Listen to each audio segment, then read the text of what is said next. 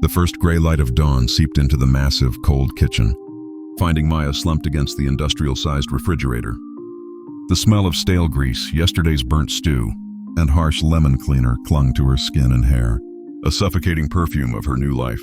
Her back screamed in protest, a dull, persistent throb radiating from her spine to her swollen ankles. 4 months pregnant, her body felt like a stranger's, heavy, aching, and utterly exhausted.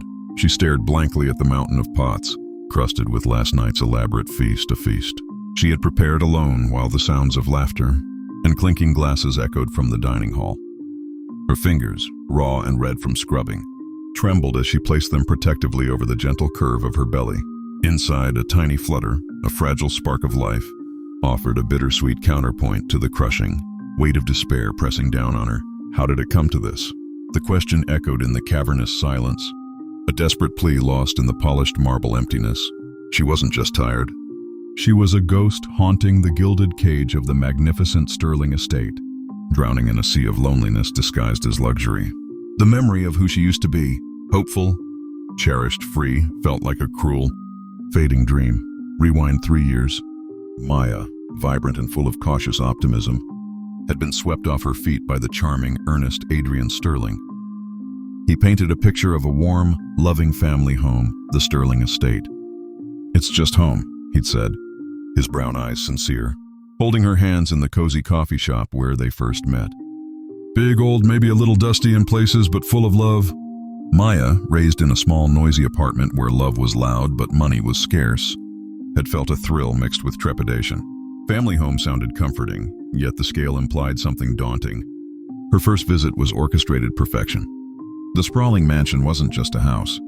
It was a kingdom. Sunlight streamed through towering stained glass windows, catching dust motes dancing in the air like gold dust. Persian rugs whispered underfoot. Adrian's mother, Eleanor Sterling, was a vision of elegant warmth, enveloping Maya in a cloud of expensive perfume and murmured endearments. "Darling Maya, Adrian hasn't stopped talking about you. Welcome to our humble abode." Her laugh was like tinkling crystal. Adrian's 2 younger sisters, Celeste and Daphne, fluttered around her like exotic birds, their smiles dazzling, their compliments effusive. "Your dress is divine," Celeste had cooed. "Adrian, you lucky dog," Daphne had teased, linking her arm possessively through Adrian's, a gesture Maya noted but dismissed. Maya wasn't allowed to lift a finger. Meals materialized like magic, delivered by silent, efficient staff in crisp uniforms, Chef Henri's delicate pastries for breakfast, Michelin star-worthy lunches on the terrace overlooking manicured gardens, decadent dinners served on bone china. Eleanor would pat the plush cushion beside her on the velvet sofa. "Sit, darling, relax. Let them take care of you. You're family now." Maya felt like Cinderella after the ball, treated like royalty. Adrian beamed, proud of his family's apparent acceptance. The sheer opulence was overwhelming, yes, but the warmth felt genuine. She saw Eleanor gently chastise a maid for a slightly smudged glass. But it was done with a smile, a "no harm, dear. Just be more careful next time." It seemed normal for their world. Maya's skepticism, initially a hard knot in her stomach, slowly dissolved in the warm bath of their attention. She started to believe. She started to dream. This was security. This was love. This was her fairy tale beginning. The engagement ring Adrian slipped onto her finger weeks later felt like a golden key to this paradise. The transformation after the wedding wasn't immediate. It was subtle, insidious, like the slow dimming of a light bulb Adrian might forget to replace. The first clue was Eleanor's smile, still present, but now often didn't quite reach her sharp, assessing eyes. The warm pats became brief, dismissive touches. The staff began to dwindle. Chef Henri, Maya overheard Eleanor saying crisply on the phone one morning, was taking an extended sabbatical. His assistant cook followed soon after, one by one. The silent figures who had maintained the mansion's effortless grace vanished, their departures unannounced and unexplained. The mantle of responsibility settled onto Maya's shoulders with crushing suddenness. "Maya, darling," Eleanor announced one bright Tuesday morning, her voice smooth as silk but carrying an undeniable edge. "With the staff restructuring, we'll all need to pitch in. It builds character, don't you think? And you're such a capable girl." Adrian, engrossed in his tablet, merely mumbled, "Mother knows best, sweetheart." The kitchen, once a place of mysterious, delicious alchemy performed by others, became Maya's domain. In prison, the scale was monstrous. Industrial stoves, vast countertops, sinks deep enough to bathe in. Groceries arrived in overwhelming quantities, requiring hours of sorting, peeling, chopping. Breakfast was no longer delicate pastries, but elaborate spreads, expected precisely at 8 a.m. Lunches required multiple courses. Dinners became formal affairs, even on weeknights, demanding days of planning and preparation. The sisters, Celeste and Daphne, shed their charming facades like snakeskin. Their requests became demands, delivered with saccharine venom. "Maya, dearest, could you possibly whip up those little crab puffs Celeste loves? You know, the ones Henri used to make? Before he left?" Daphne would sigh dramatically. "And my latte, extra hot, extra foam, please?" "You're an angel!" Their role shifted from faux sisters-in-law to demanding overseers. They'd appear in the kitchen doorway, impeccably dressed, smelling of expensive lotions, observing Maya's frantic efforts with cold amusement. "Careful with the silver polish." "Maya," Celeste might remark, tracing a finger along a shelf Maya had just cleaned. "It shows streaks so easily if not done exactly right." Daphne would chime in, "And Eleanor hates streaks. Remember poor Agnes? She just couldn't get it right. Had to let her go." The unspoken threat hung heavy in the air. Christmas was the crucible that shattered any lingering illusions. The Sterling estate transformed into a glittering stage for relentless performance. Maya's pregnancy, now visibly rounding her belly, was ignored or worse, treated as an inconvenience. "Try not to waddle too much when serving." "Darling," Eleanor had murmured, adjusting a towering centerpiece Maya had spent hours arranging. "It disrupts the ambiance." For 3 torturous days, Maya lived in the kitchen. Mountains of ingredients transformed into relentless waves of festive dishes, glazed hams, towering turkeys, intricate desserts, endless trays of hors d'oeuvres. Her back felt like shattered glass. Her feet were swollen balloons. She subsisted on stolen scraps and gulps of water. Meanwhile, the Sterling women held court.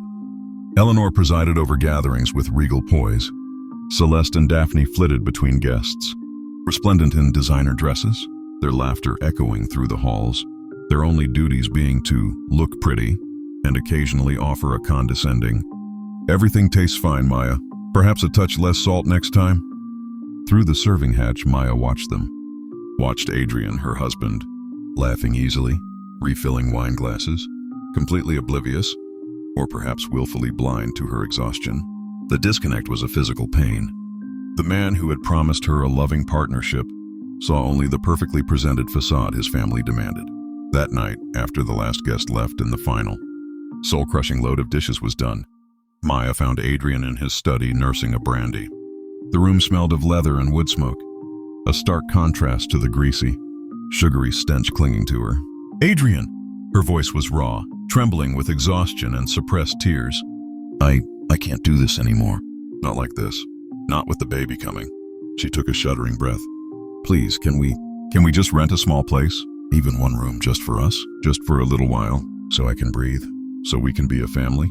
The plea hung in the air, fragile and desperate. Adrian looked up, surprise flickering across his face, quickly replaced by mild irritation. "Leave Sterling Manor? Maya, be reasonable. This is our home. Mother needs us here. Where is this coming from?" "You're just tired. It's been a big week." He reached out, patting her hand dismissively. "Get some sleep. Things will look better in the morning." His words weren't cruel, just utterly devoid of understanding. They were a door slammed in her face. Sleep was impossible. The rejection echoed in the dark. But the true horror came with the dawn. As Maya forced herself downstairs, dreading the mountain of post-Christmas cleanup, Eleanor Sterling materialized in the grand hallway like a vengeful spirit. She wasn't dressed yet, wrapped in a silk robe, her face devoid of its usual carefully constructed warmth. It was cold, hard, like the marble floor beneath Maya's bare feet. "Come," Eleanor commanded, her voice low and devoid of inflection. She led Maya not to the kitchen, but into the rarely used, chillingly formal blue parlor. She closed the heavy double doors with a soft, final click that echoed like a gunshot in Maya's heart. Eleanor didn't sit. She stood before the enormous, empty fireplace, her back to Maya for a long, agonizing moment. When she turned, her eyes were chips of ice. "I overheard your little suggestion to Adrian last night." The words were quiet, precise, each one dropping like a stone into the silence. Maya's blood ran cold. "Mrs. Sterling, I just meant—" "I know exactly what you meant," Eleanor cut her off, taking a slow step closer. The air crackled with menace. You think you can take him away? My only son? The heir to this family? A humorless smile touched her lips. You were welcomed here, Maya, given a position, a name. And this is how you repay us? With scheming and ingratitude? Maya flinched. It's not scheming. I'm pregnant. I'm exhausted. Exhausted? Eleanor scoffed. This is your duty now. Your place. Adrian belongs here where he is needed, where we need him. Sterling Manor is his birthright, his responsibility, not some flimsy fantasy of independence you've concocted. She leaned in, her perfume suddenly cloying, suffocating. Let me be perfectly clear, Maya. If you ever try to poison my son's mind against this family, against his home, against me, there will be consequences. Dire conséquences. Her gaze dropped pointedly to Maya's belly, then back to her face filled with chilling calculation. You wouldn't want anything to jeopardize the comfort of your own family, would you? Adrian is so generous with his support for your parents, isn't he? That little apartment, the medical bills, such a lifeline for them. The unspoken threat hung in the air, thick and poisonous. Cross me and your family suffers. Eleanor straightened, the mask of icy control back in place. Now, I believe there is a kitchen full of yesterday's mess requiring your attention. See to it. She turned away, dismissing Maya as utterly as she would dismiss a disobedient servant. The encounter lasted less than 5 minutes, but it carved a canyon of terror through Maya's soul. Days bled into weeks, each one heavier than the last. Eleanor's warning echoed constantly. The kitchen became a torture chamber. Celeste and Daphne's remarks grew sharper, their demands more absurd. Maya, darling, these linens simply must be hand-washed with that special lavender soap from Paris. You know machine washing ruins the fibers. Or Adrian mentioned craving beef Wellington tonight. It is a Tuesday, but you can manage, can't you? You used to be so resourceful. Adrian remained oblivious, wrapped in the comfortable bubble of his birthright. He'd kiss her forehead absently, murmur about work stress, and retreat to his study or the family lounge, leaving Maya drowning in her silent despair. She felt her spirit fraying, her mind becoming a fog of exhaustion and fear. Her only solace was the tiny life growing inside her. She'd whisper to her bump in stolen moments, "We'll find a way, little one." Mommy promises. We'll find a way out of this golden trap. But the how felt like an impossible puzzle. Her parents lived paycheck to paycheck, their modest stability entirely dependent on Adrian's allowance. Leaving meant plunging them into immediate crisis, potentially cutting off vital support. She was trapped by love for her unborn child and fear for her parents. One afternoon, while scrubbing a particularly stubborn pot, a wave of dizziness hit her. The room tilted. The pot slipped from her grasp, clattering deafeningly onto the stone floor. She slumped against the counter, gasping, tears of pure frustration and helplessness finally breaking free. I can't do this. I won't survive this. The thought was terrifying, but also for the first time, carried a spark of defiance. Surviving wasn't enough. She needed to live. For herself. For her child. The gilded cage wasn't just uncomfortable. It was killing her spirit, and she feared it would eventually crush her child's too. The resolve, fragile but fierce, began to crystallize. I need to leave. But how? The question wasn't just practical. It was a scream into an abyss. The how felt like scaling a glass mountain. But Maya, drawing strength from the tiny kicks beneath her hand, started looking for cracks in her prison walls. She remembered a pamphlet tucked away months ago about women's support services, found during a rare solo trip to the doctor. Digging it out felt like uncovering a secret weapon.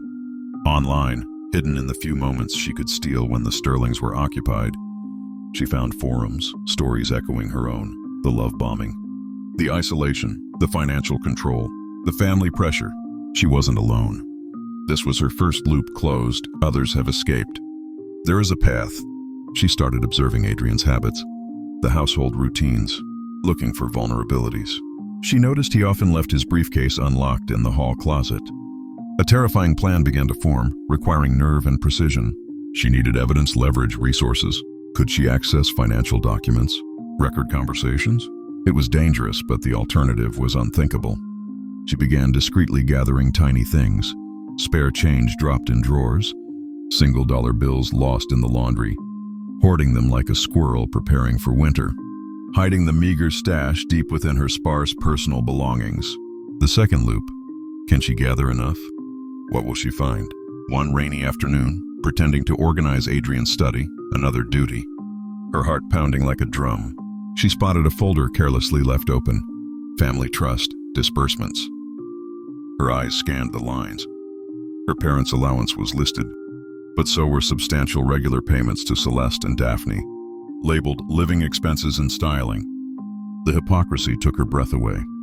They lived off Adrian too, while treating her like a slave. She quickly snapped a photo with her ancient, nearly forgotten phone. Evidence. The third loop. What else will she discover? How can she use this? The path out was treacherous, shrouded in fog. But Maya could now see its faint outline. It would require courage she wasn't sure she possessed, allies she didn't yet know, and a leap of faith into terrifying uncertainty. But the alternative, staying, breaking, letting her child be raised in this atmosphere of manipulation and disdain, was no longer an option. The spark of the woman Adrian first met, the woman who had dreams beyond Sterling Manor, was fighting its way back through the layers of exhaustion and fear. She wasn't just leaving a marriage. She was escaping a beautifully constructed prison, fighting for her life, her sanity, and the future of her child. The fight was just beginning, but Maya Sterling was finally ready to wage it. Maya's story isn't over, and neither is the fight for countless others trapped in silent desperation.